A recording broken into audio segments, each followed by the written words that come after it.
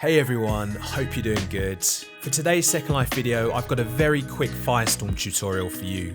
A few of you have asked me to film something on the Firestorm viewer update, and there's a few new features as well as various bug fixes. And I'm going to demonstrate two of the main features, including enhanced depth of field controls for photography and machinima, and also an update on Windlights. If you're new to the Firestorm viewer or need to learn more about the environment and lighting editor, it's worth also watching my previous Firestorm tutorial, which I'll link in the description, so you can watch that after this one. By April 5th, any previous version of Firestorm will be blocked, so it's worth updating this one now. But give this video a thumbs up if you enjoyed and leave a comment below to let me know what you're enjoying about Firestorm.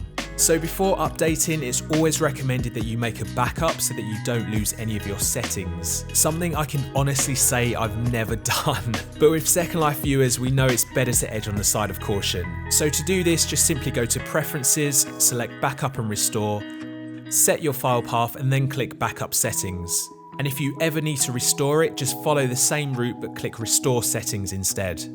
So the first much needed update is that we can now bulk import Winlight XML files to our inventory. And this was a big cause of annoyance in the previous version, and you've probably already painfully imported each one individually. But with this version, we can do it much more effectively. Just click World, Environment, and Bulk Import, and then select whether it's a sky, water, or day.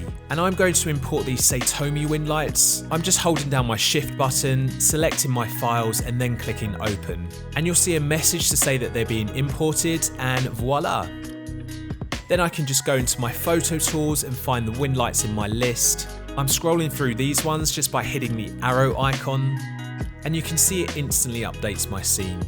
You shouldn't need to import any of the 200 EEP standard Windlights. These should already be in your library, which you can then just copy over to your settings folder. And if you need any more help with understanding how to create fixed environments or work with personal lighting, just check out my other video where I go through it step by step.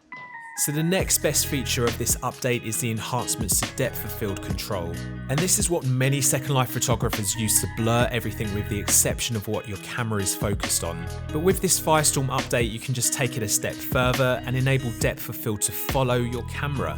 So we've activated this just by clicking Photo Tools, DOF Glow, Enable Depth of Field. And you can adjust the sliders to get the right field number and field of view for your shot. And now we have a new option, which is depth of field focus follows pointer. Once I check that, you can see that as I move my mouse, it's focusing on the area that I move to and blurring the rest of the shot. And I can just move here between the background and the foreground and alter the view of my shot. So this gives a lot more flexibility with setting up a scene and choosing the area of focus. And what's even cooler about this is that you can now lock your field focus. So wherever your mouse is pointed, just hit Alt, Shift and X. And now I've locked the focus on my subject, and when I move the mouse and camera anywhere I like, my subject remains focused and everything else is blurred. You can also find the focus lock under World, Photo and Video, and Depth of Field Focus Lock. But I find the shortcut is much more effective as it will lock immediately where your mouse is. And if you need to unlock, just hit Alt, Shift and X, or go via the World menu. And of course, don't forget to uncheck depth of field from your Photo Tools menu once you're finished with it. So that was it for this super quick Firestorm update tutorial, guys. Give it a like if you enjoyed it. I've got some longer detailed photography tutorials coming up both for Black Dragon and Firestorm. So subscribe to my channel and look out for those if you want to see more. Until next time, take care guys, be good and see you soon.